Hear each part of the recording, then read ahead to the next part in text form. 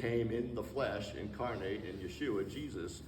So he certainly took on flesh, and we will see him as he is one day when the shofar sounds and we meet him in glory and forevermore are with him. Praise the Lord. But, you know, he doesn't need rest. Does anyone think at the end of 6 days, God was wiped out? No. And sat back in his heavenly lazy boy or whatever kind of recliner he may have next to the throne when he's not doing official business? No, of course not. So we're going to get into the essence of what this rest actually is. But first, I want to explain a few things. Way back when, in the time of the Second Temple period, the story has been told. There was two great houses of learning, one under a leader by the name of Shammai and one Hillel. Hillel was the nice guy, the good guy. From him came a student named Gamaliel, and a student that you will definitely all be familiar with if you've read the Bible for, more than 10 minutes, was Paul, the Apostle Paul, or Rabbi Shaul, as we normally refer to him. Paul was a student of Gamaliel, who was a student of Hillel. And Shammai was the real legalistic, not fun guy. And the story, as it goes, is one day this Gentile went up to Shammai and said, "You know what? I'd like to convert to Judaism. I'd like to become a Jew.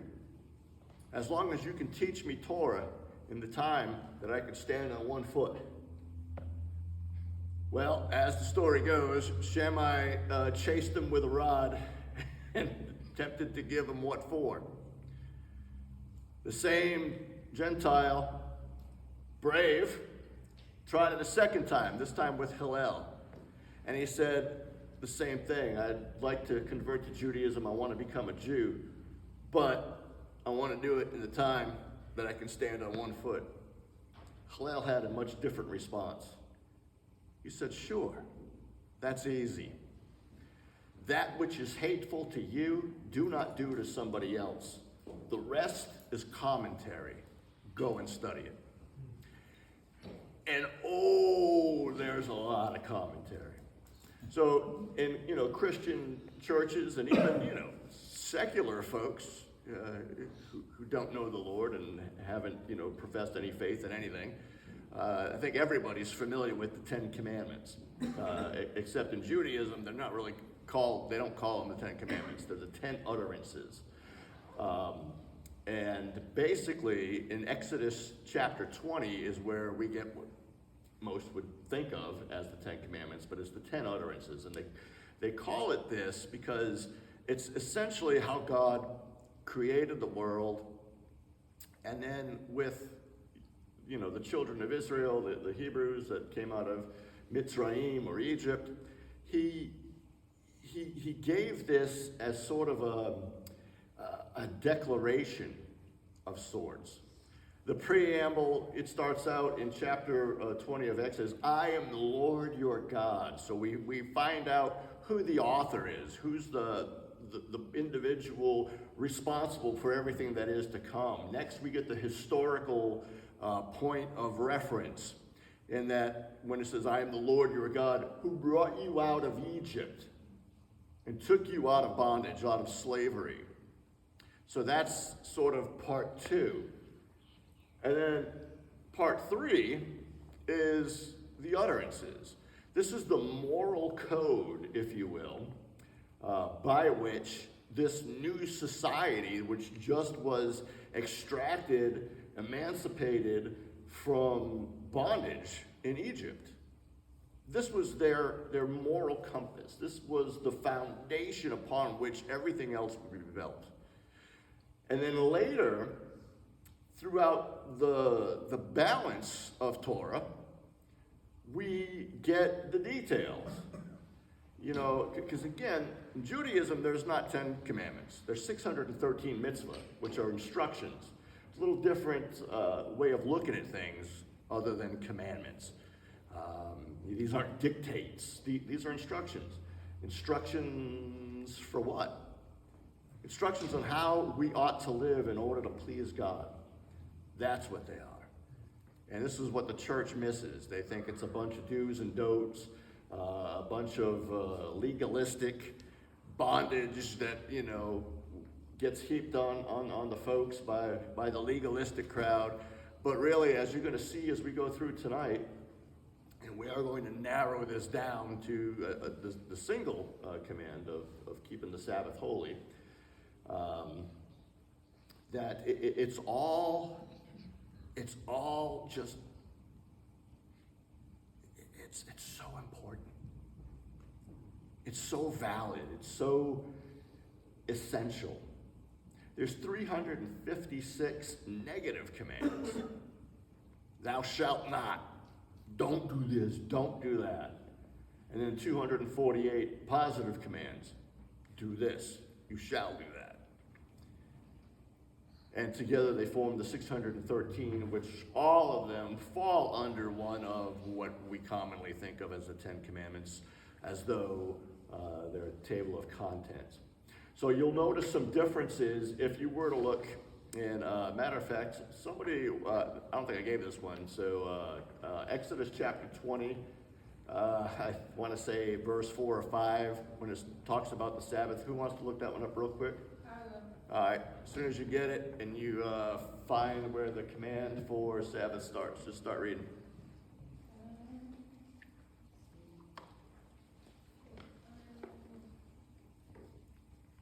Just about the Sabbath? Yeah, please. Remember the Sabbath day to keep it holy. 6 days you shall labor and do all your work, but the seventh day is the Sabbath of the Lord your God. In it you shall not do any work, you or your son or your daughter, your male or your female servant, or your cattle, or your sojourner who stays with you. For in 6 days the Lord made the heavens and the earth, the sea and all that is in them, and rested on the seventh day. Therefore the Lord blessed the Sabbath day and made it holy. Okay, now, well, who had Deuteronomy chapter 5? I got it. That was Joe? All right, so read the portion there that just deals with the Sabbath, and you're going to hear a slightly different version. The whole chapter? No, sir, just the portion on the Sabbath. I want to say it starts in 12? Verse 12. Thank you. Observe the day of Shabbat, to set it apart as holy, as Adonai your God ordered you to do. You have 6 days to labor and do all your work. But the seventh day is a Shabbat for Adonai your God. On it you are not to do any kind of work, not you, your sons, or your daughter, not your male or female slaves, nor your ox, your donkey, or any other livestock, and not the foreigner staying with you inside the gates to your property, so that your male and female servants can rest just as you do. You are to remember that you were a slave in the land of Egypt, and Adonai your God brought you out from there with a strong hand and an outstretched arm.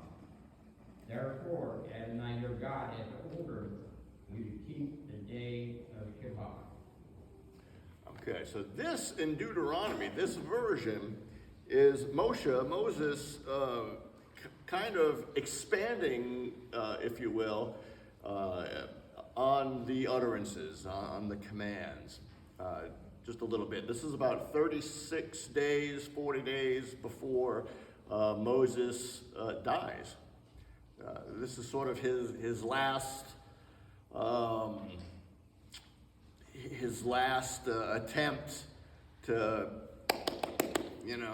get his people all on the same page and united and focused, if you will.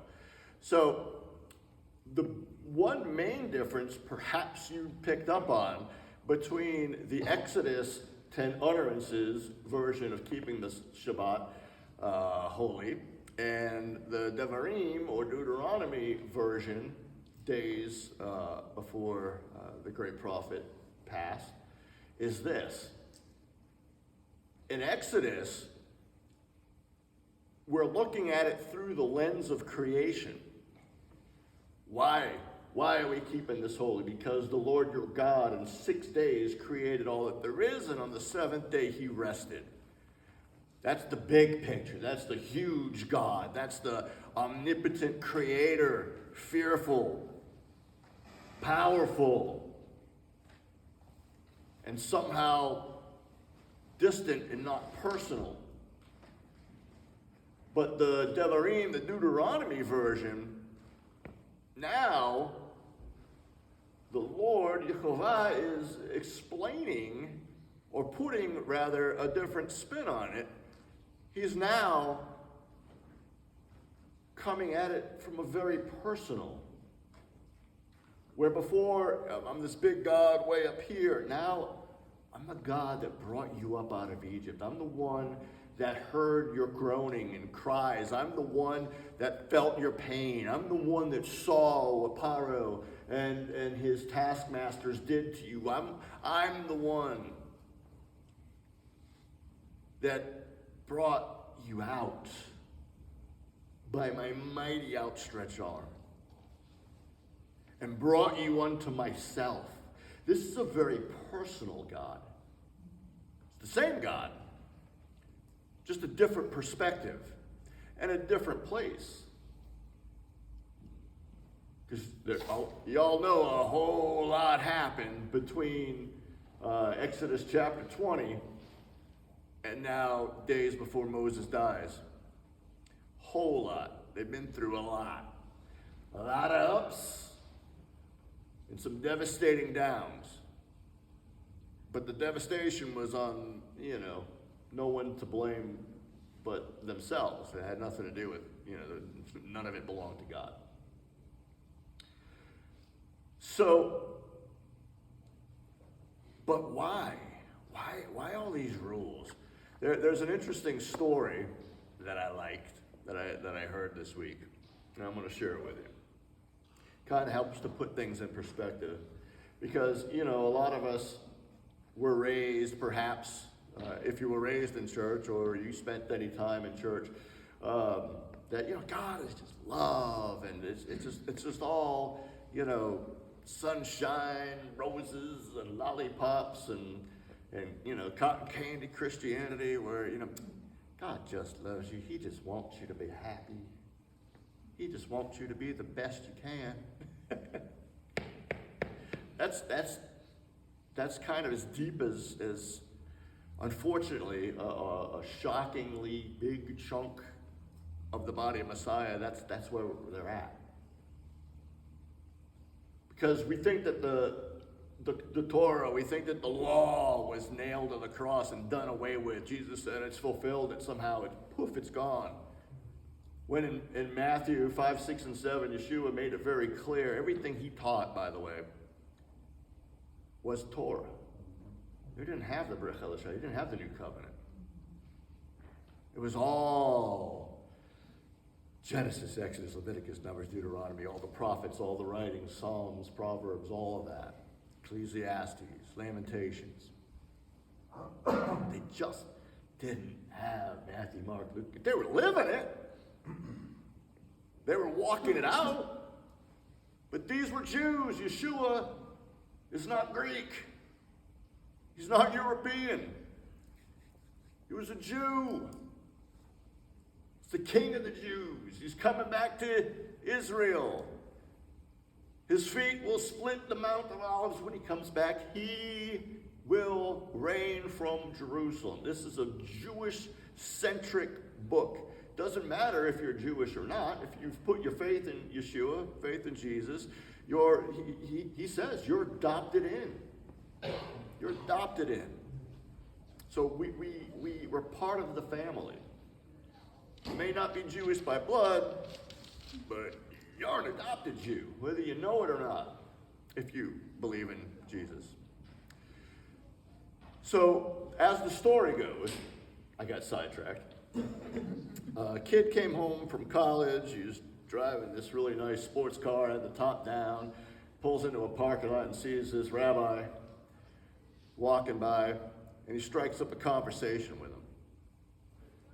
And he says, "Rabbi, please explain something to me. I just don't understand. It doesn't make any sense." The rabbi says, "Well, sure. What's the question?" He's like, I just don't understand it. I have all this freedom in my life. I don't belong to any particular religion. I don't follow anybody's rules. I'm out of the house. I don't live under my parents' authority. I live on a college campus. I party. I do whatever I want with whoever I want, whenever I want. There's no rules. Anything goes. Yet I'm miserable. I feel empty inside. It's a hollow existence. But I see people like you with a big smile on your face. You're under all these rules and under all these things you have to do. But you seem happy. You seem content. And I run into kids on the campus that have faith in God, and some of them seem downright joyful. I don't understand it. You have all the restrictions. You should be miserable, but you're joyful. I have all the freedom, but I'm miserable. And the rabbi said, "Well, it's really not so hard to understand. Clearly, I see you like fast cars." He said, "Oh yeah, I do. It's one of my favorite things. Get out on the highway and just drive and feel the wind in my hair." He's like, "Well, I'll tell you what. Instead of doing that, just leave it at home. Go to the nearest arcade. They got these really nice high-tech racing games where you can sit in the nice, racing seat. You're surrounded by screens and speakers. You can drive any car you want. $2 million Bugatti, there you go. You have the same experience. The seat vibrates, it vibrates, you feel the roar of the engine. You see the billboards flying by, you go, there's no rules. Go as fast as you want, 150 miles an hour, 200 miles an hour, do whatever you want, blow right past the cop, you don't have to stop. There's no rules. That's all you need. He's like, "What are you talking about? That's crazy. It's not the same thing."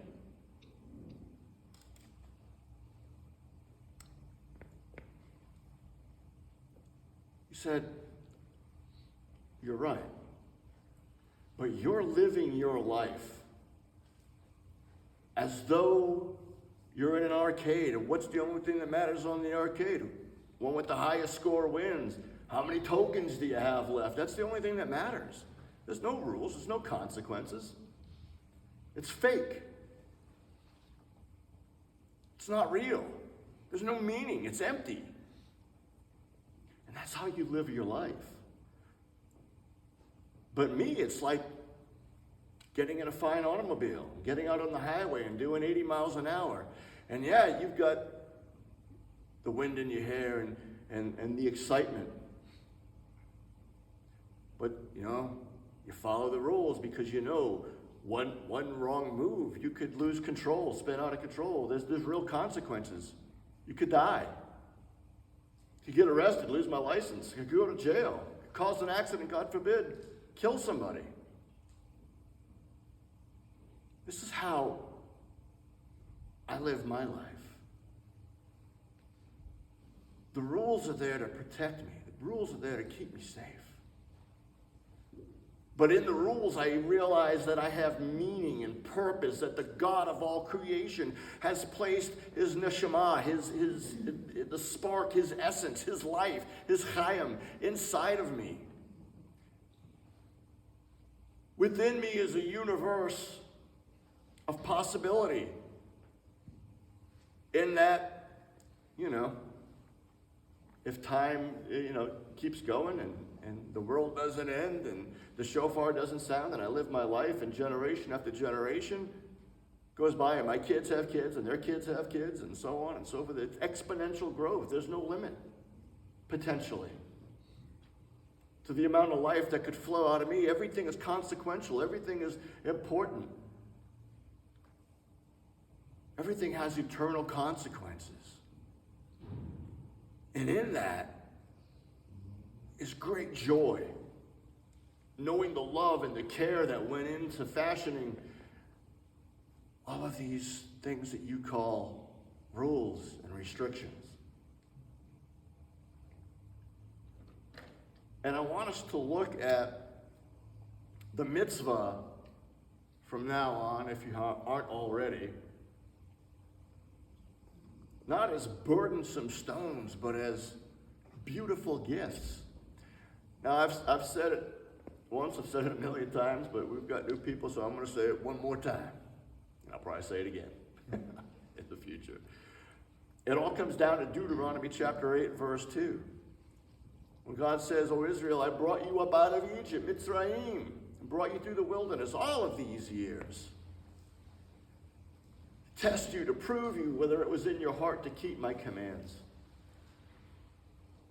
The implication is Mitzrayim, first of all, is the Hebrew word for Egypt. It literally means prison or bondage, a closed-in or narrow space. So these are literal, actual people and events and things that happen, but when we make application, it takes on a metaphoric value. Yeshua brought us out of Mitzrayim. He brought us out of bondage to sin. And as God leads us through the wilderness, our life, he says he tests us. He proves us. These trials, these pains, these tragedies that we go through, boy, we love to give credit to Hasatan, to the Satan, to the adversary, to the devil, whatever you want to call him. We blame him for everything.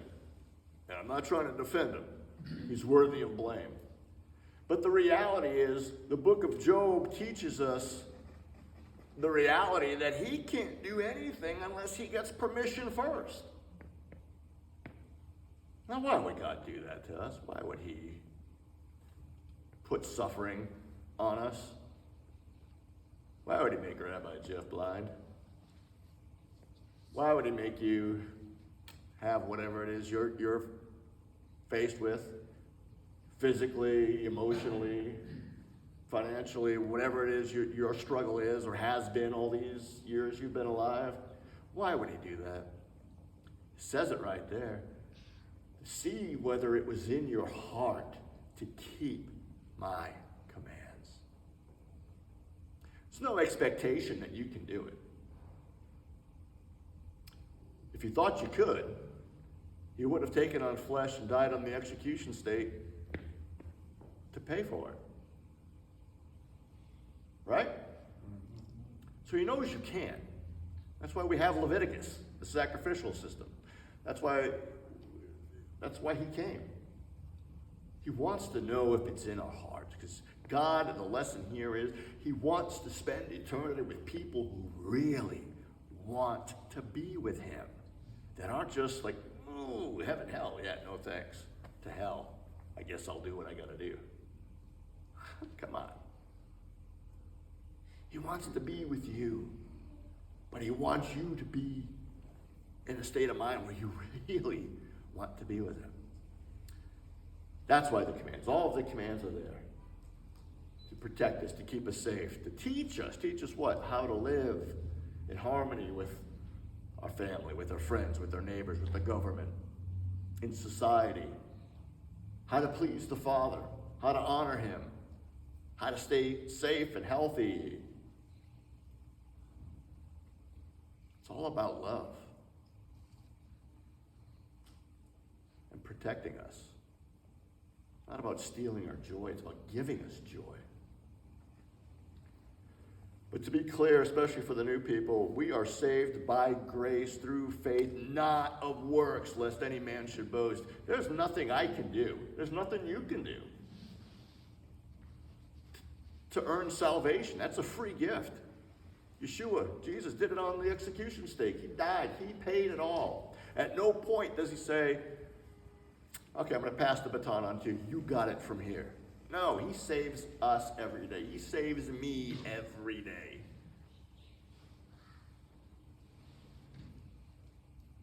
But because I'm saved, because I have the free gift of salvation, because of what he has done for me, I love him. I want to serve him. I want to learn the commands. I want to find out what they mean and how they please him and how they benefit me and what I'm supposed to learn. I want to do them. I can't do them. I do good for a while and then I'll mess up. Blood of Yeshua. That's covers it over and over. So, Shabbat is a special time that God just wants you. And again, he wants you to want to spend time with him. You know, in Judaism, there's, I've been asked recently, well, what do I do on Shabbat? I changed my work schedule. I don't work on Saturdays anymore, but I don't know what to do. What do I do? What don't I do? You know, there's 39 different categories of work that you'll find mentioned in Torah. It's kind of codified and expanded upon in the Mishnah Torah, which basically was the oral Torah that is now part of the Talmud, and the other part of the Talmud besides Mishnah Torah is the Gemara, which is all of the legal rulings and explanations of Mishnah Torah. It's kind of the thing, you know, you don't throw the baby out with the bathwater. There's a lot of stuff in there that's kind of out there. But there's a lot of good stuff in there. There's a lot of stuff that Messiah walked out. Remember, he didn't say ignore the Pharisees.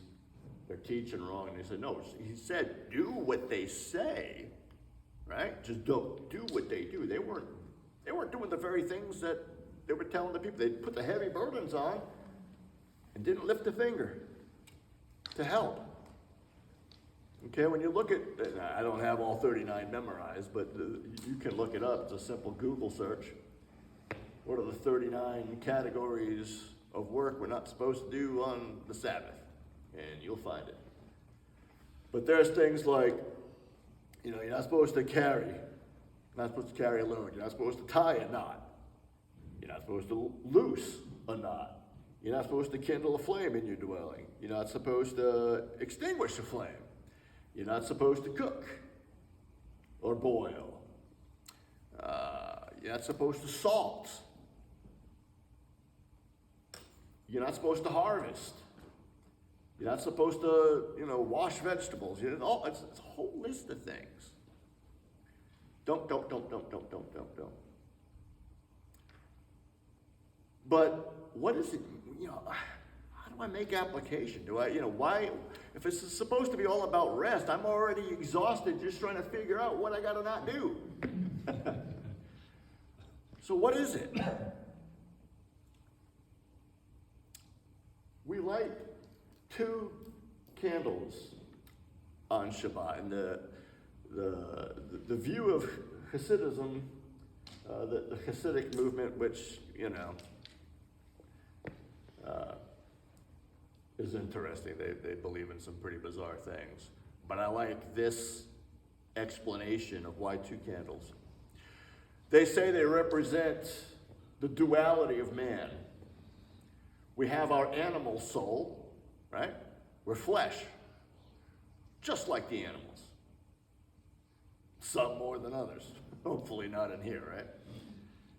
But we also have what the church would call the spirit man. And in Judaism, it's the neshama, that spark, the essence. All of the animals God spoke into existence, right? But Adam, man, he formed from the ground with his own hands. And he breathed his ruach, his breath, his neshama, his likeness, the spark of life in us. That's what separates us from the animals. But the problem is the world system, Satan, again, however you want to think of that, has us conditioned to the animal side, right?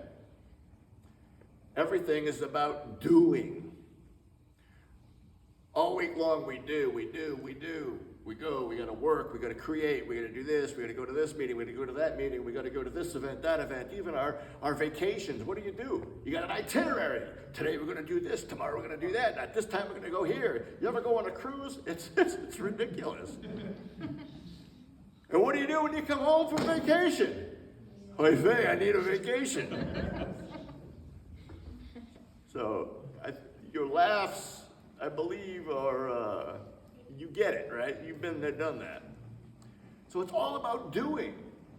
Shabbat is where we set aside the animal soul. We set aside the doing.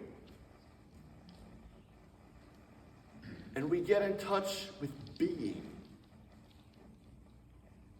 We shut off the TV, we shut off electronics, we shut off, get rid of distractions. We arrange with work. And more often than not, I think it instead of hurting us in the workplace, I believe more often than not it helps us. Because our bosses, our co-workers, our clients, our customers, see that we believe in something higher, that we're committed.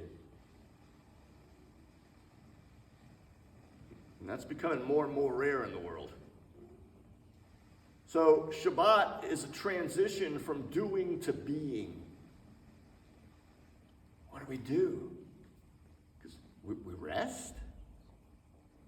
We rest every day. You come home from work, you put your feet up, you go to sleep at night, you rest.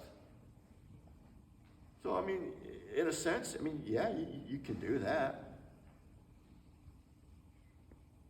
But it's that quiet time without the distractions where we can spend time in the Word, spend time with Messiah.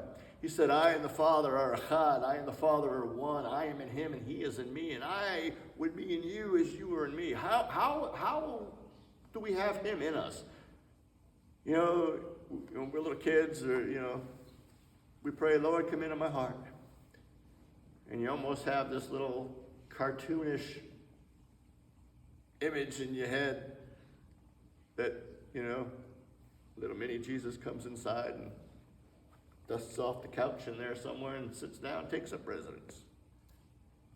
What does it mean? Yeshua, I want you to live in me. Yeshua is the Word made flesh. That's what the book of John teaches us in chapter 1.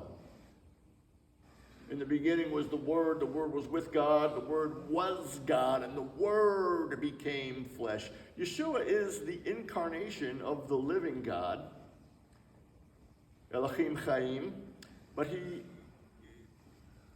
he is the embodiment of all of your Bible. He is the Bible. He lived it. He walked it out. He is our example. What does it look like? How do we do this thing called life in a way that pleases Him? Read the Word. And you'll find out. And as we read it and we study it and we begin to memorize it, what are we doing? We're storing the Word in our heart. It becomes part of us. When we encounter situations that are perhaps a test, what are you going to do? You're going to go here? You're going to do that? You're going to look at that? You're going to buy that? You're going to eat that? You're going to drink that? We have His Word in us. Then His Ruach HaKodesh, His Holy Spirit, bears witness and speaks to us, reminds us of the Word that is in us. And we're able to have our neshama, our spirit man, rule over the animal soul.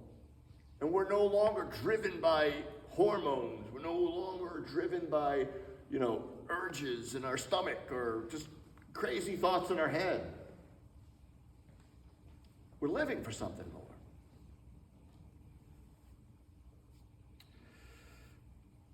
So it's a transition from doing to being. At the end of Shabbat, there are the Chavdalah, prayers and blessings that we recite. The candle is now it's a single that has two flames, and it's like they're wound together or twisted together. Well, why is that? You finished Shabbat, you're going into the work week. We got a whole week of doing. Why not just the one? Well, it's reminding us, again, according to Hasidism, it's reminding us that we've just spent 25 hours or so being, getting in touch with the eternal, with the spiritual, with the God of all creation. And we intertwine that with the reality of our flesh. And as we go into the world, we take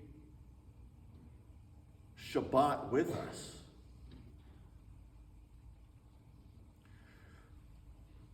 So, how serious do we need to take Shabbat? I mean, I don't know. You read it over and over and over and over and over again. He repeats himself a whole lot throughout the word that we ought to keep it. I'm guessing it's pretty serious, wouldn't you say? But let's go to Nehemiah 13. Who has Nehemiah 13, 15 through 22? 22? 15 through 22 of chapter 13. In those days I saw in Judah people treading wine presses on the Sabbath, and bringing in heaps of grain and loading them on animals, and also wine, grapes, figs, and all kinds of loaves which they brought into Jerusalem on the Sabbath day. And I warned them on the day when they sold food. Tyrians also who lived in the city brought in fish and all kinds of goods and sold them on the Sabbath to the people of Judah and Jerusalem itself. Then I confronted the nobles of Judah and said to them, "What is this evil thing you are doing, profaning the Sabbath day? Did not your fathers act in this way? Did not our God bring all this disaster on us and on this city? Now you are bringing more wrath on Israel by profaning the Sabbath." As soon as it began to grow dark at the gates of Jerusalem before the Sabbath, I commanded that the doors should be shut, and gave orders that they should not be opened until after the Sabbath. And I stationed some of my servants at the gates, that no load might be brought in on the Sabbath day. Then the merchants and sellers of all kinds of wares lodged outside Jerusalem once or twice. But I warned them and said to them, "Why do you lodge outside our wall? If you do so again, I will lay hands on you." From that time on, they did not come on the Sabbath.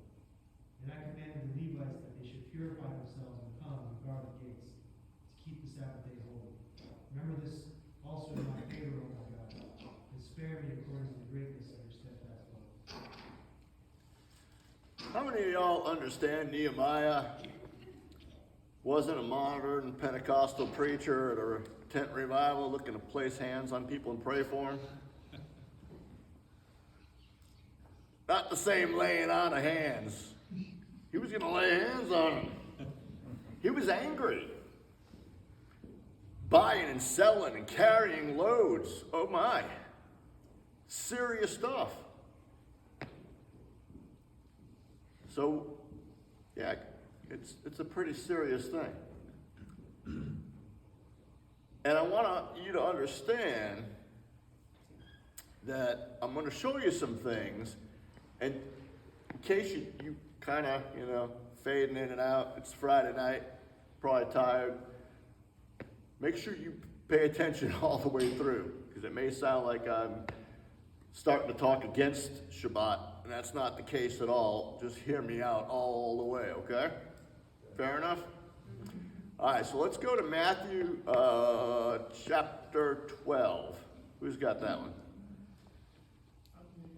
It's nice and loud so everybody can hear. We'll start at verse 1, and I'll stop you when we need to. In verse 1? Yeah, just start there.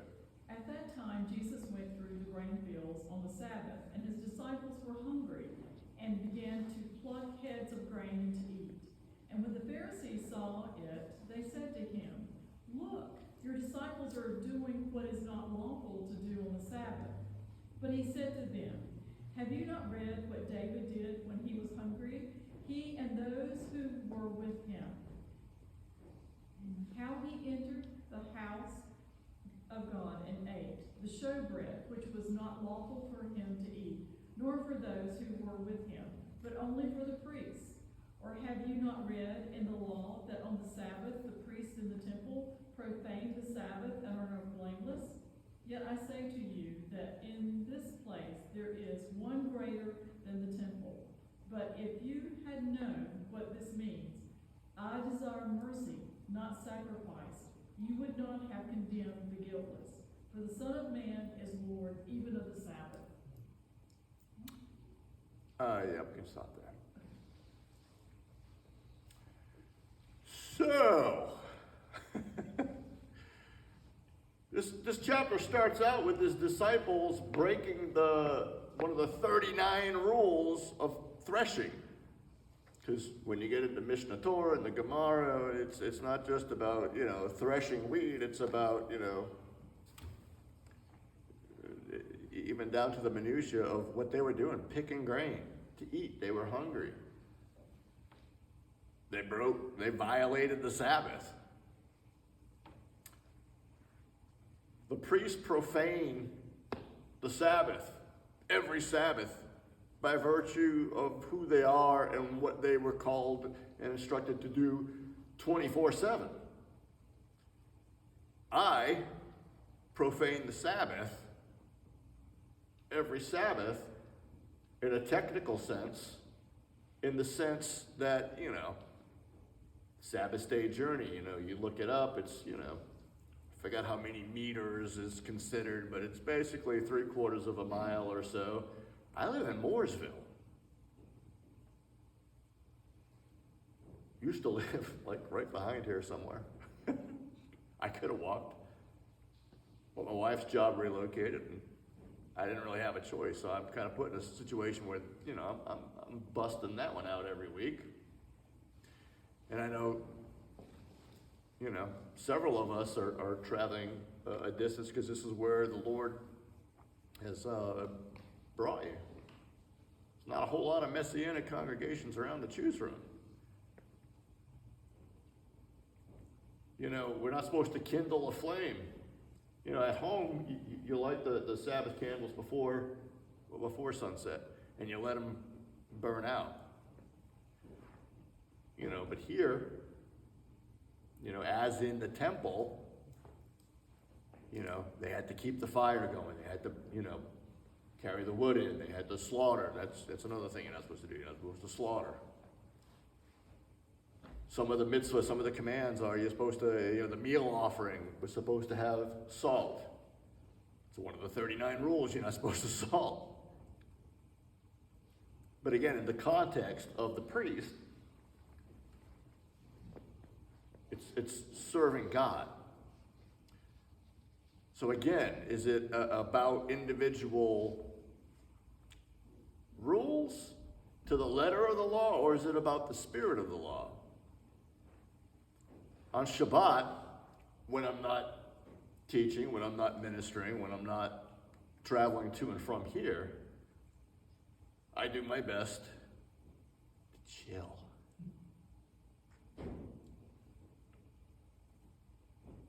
And to connect with the Father. And just as a point of reference, so we read it for ourselves. Who's got the 1 Samuel 21? I do. That's the first 6 verses, please. Now David came to Nob, to Ahimelech the priest. And Ahimelech was afraid when he met David, and said to him, "Why are you alone, and no one is with you?"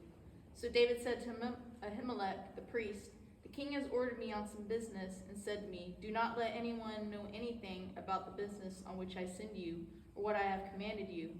And I have directed my young men to such and such a place.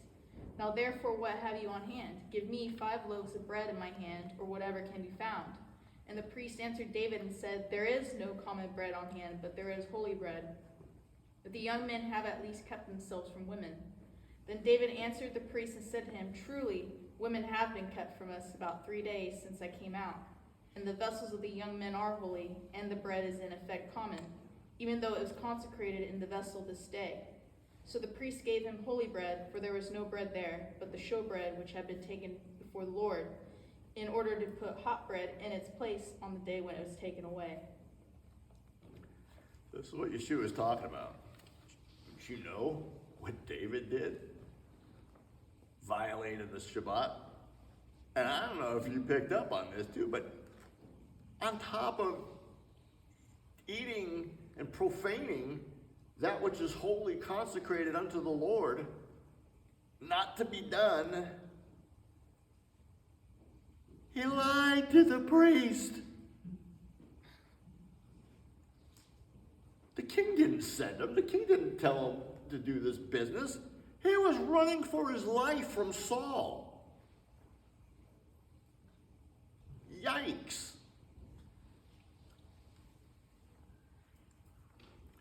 Who's got John chapter 5? I do. And if you could read that, Through 18 or?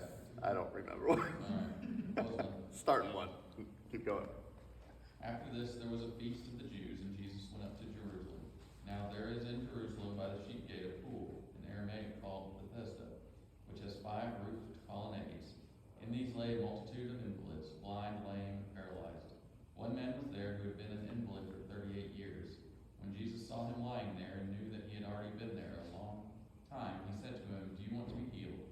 The sick man answered him, Sir, I have no one to put me into the pool when the water is stirred up, and while I am going, another steps down before me. Jesus said to him, Get up, take up your bed, and walk. And at once the man was healed, and he took up his bed and walked. Now that day was the Sabbath, so the Jews said to the man who had been there, who had been healed, It is the Sabbath, and it is not lawful for you to take up your bed. But he answered them, The man who healed me, the man who said to me, Take up your bed and walk. They asked him, Who is the man who said to you, Take up your bed and walk? Now the man who had been healed did not know who it was, for Jesus had withdrawn, as there was a crowd in the place. Afterward Jesus found him in the temple and said to him, See, you are well. Sin no more, that nothing worse may happen to you. The man went away and told the Jews that it was Jesus who had healed him. And this was why the Jews were persecuting Jesus, because he was doing these things on the Sabbath. But Jesus answered them, My Father is working until now, and I am working. Here we go again. We're not supposed to carry on Shabbat. And then here's Yeshua healing and then telling the man to carry his mat. So what's going on? Does he want us to keep Shabbat or not? If so, how serious do we have to take it? Is it done away with in the Brit Hadashah, in the New Covenant? Is it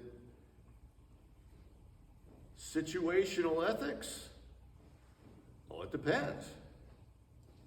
See what I did there? Situational, depends. Situational ethics. No, it's not. Again, what it all comes down to is this.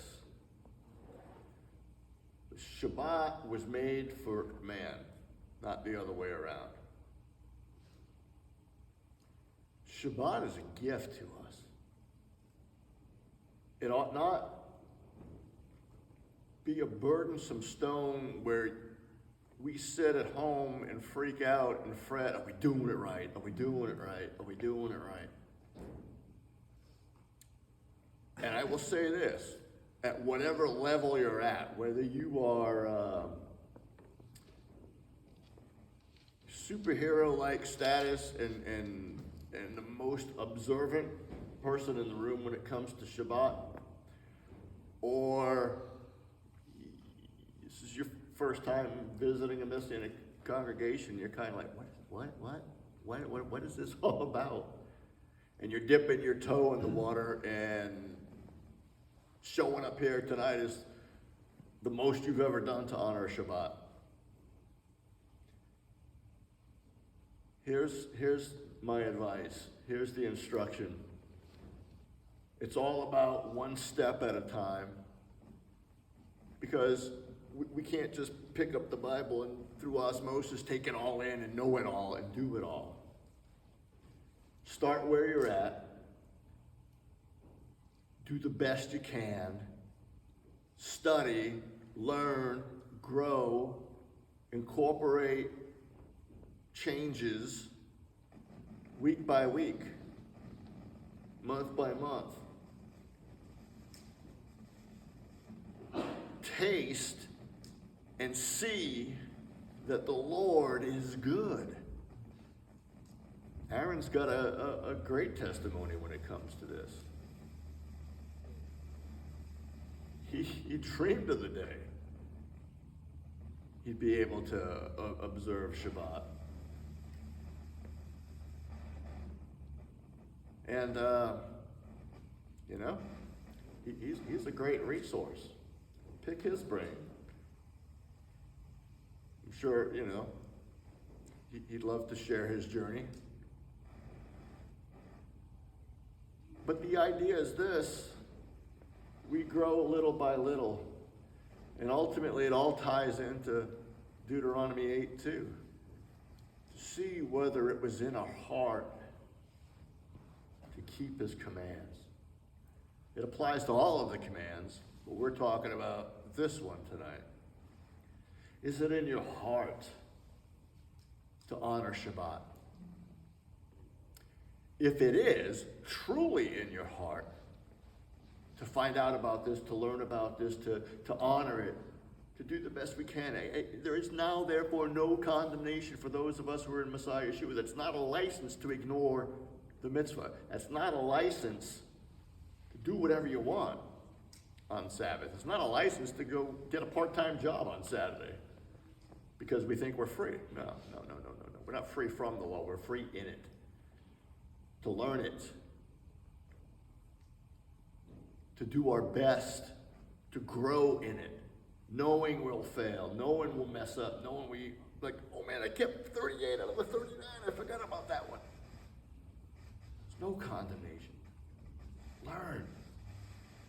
Do better. And it's not about doing better and learning and keeping because we have to. We should all be doing it because we want to. Because the God of all creation, John 3:16, we got it all messed up. For God so loved the world that he gave his only begotten Son, that whosoever believe in him shall not perish but have everlasting life. I used to think of that as, I've got a son, Joshua, I love him. He's a great son. And all of you, I love you. Whether you've been here from the beginning and we've known each other for years, or you're the newest person that just walked in tonight for the first time. If you're a believer, I love you. We're mishpoka, we're family. We're part of the same body. We're one in Messiah.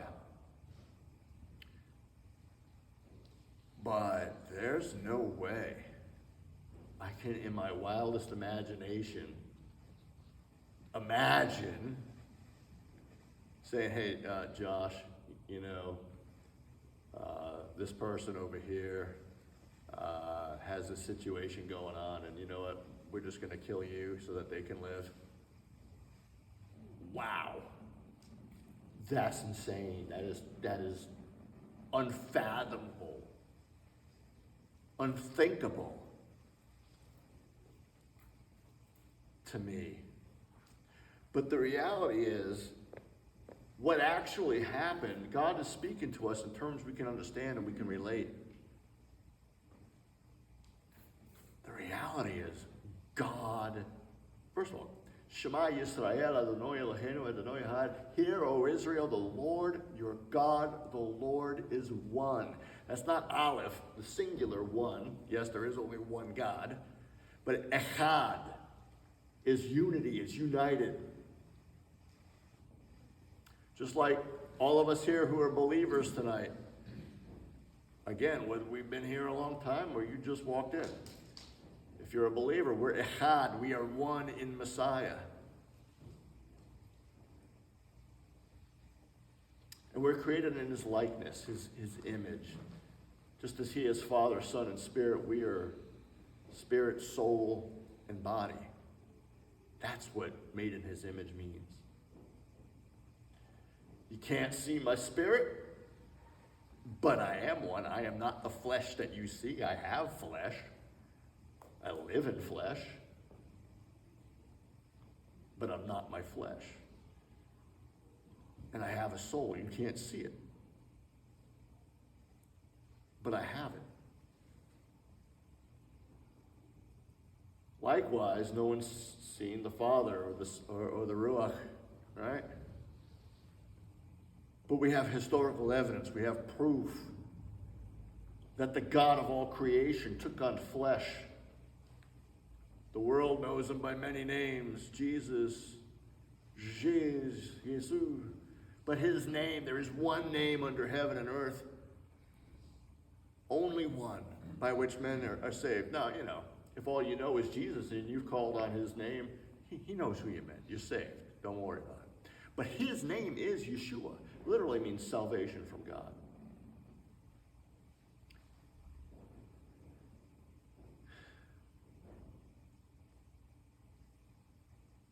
God himself stepped off the throne out of heaven, took on flesh to die in our place. He became sin.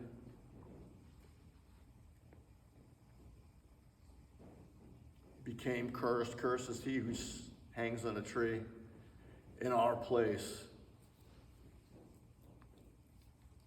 No wonder the word says no greater love has a man than he lays his life down for another. God is that ultimate example. And this is the God who says, Bo, come. I've given you 7 days a week. Come, spend 1/7 of that with me. He wants to be with us more than we want to be with him. That blows my mind.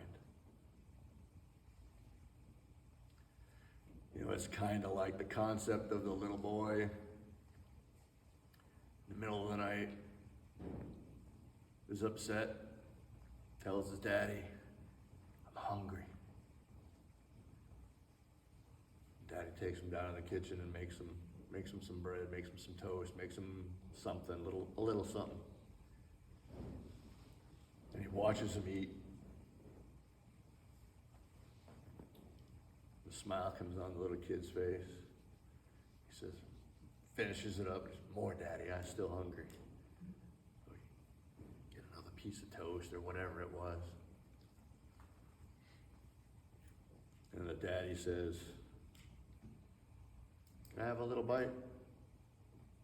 Break me off a little piece? And the kid's like looking at his toast, looking at Daddy, looking at his toast, and reluctantly breaks off a little bit of piece and gives it to him. That's so what we do, or what we used to do. The daddy doesn't need the kid's bread. He's got the whole loaf over there. Matter of fact, everything the kid has, his jammies, his food, the chair he's sitting on, the table he's sitting at, the house he's living in, the heat, the drink, everything he has is provided by the Father. He doesn't need his bread, but he asks for it. He wants to see the child's heart. He wants the fellowship. He wants to connect. That's what he does with us. I've given you everything. Nothing you have truly belongs to you. Give me a tithe. Give me 10%. 10%? What about 5? What about 2? We negotiate, right? It all belongs to him. We belong to him. And with our time, again, I've given you 7 days a week. Just come away and spend this with me. Get away with me. Take away the distractions. Focus on me. Read my word. Pray. Speak with me. Interact. That's the spirit of Shabbat. All of the rules, all of the do's and don'ts are there to instruct us, to help us with the endeavor. It's not about the rules. The rules are important. Should we follow them, Rabbi? Sure. As best you can. Why? Because they're going to get you to the place where you slow down enough that you can hear his voice.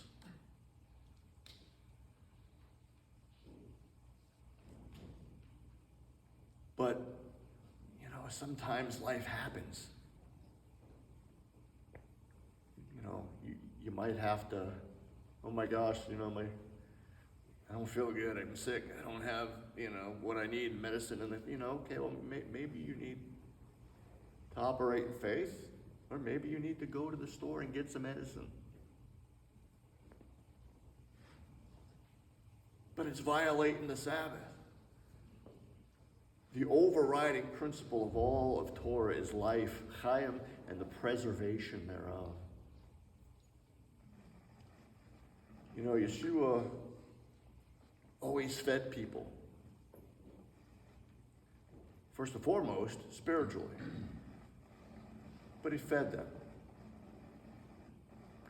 We're going to do that on the 4th. And remember, it's just the way it is. The very act of doing what I do and what's required of me to do it has me profaning the Sabbath.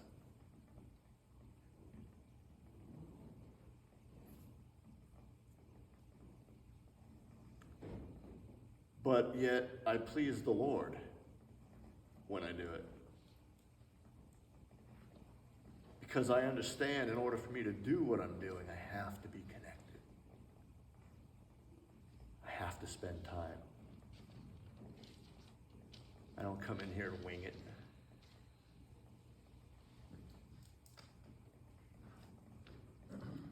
I didn't go to bed last night until 1 o'clock this morning because I was up 3 hours. I decided to listen to it. A YouTube video, some praise and worship, and a testimony of an amazing miracle that a man had received, and I was laying there trying to fall asleep, just listening to it. God, I'm going to shut this off now. I couldn't. I just wanted to praise God. I had to get up, went downstairs, was praising the Lord, praying, listening to this testimony, getting fired up. Started doing my Pentecostal shuffle. And yes, I was, quietly. I was pretty quiet, but my dog seemed concerned. She got up and was following me around. You okay?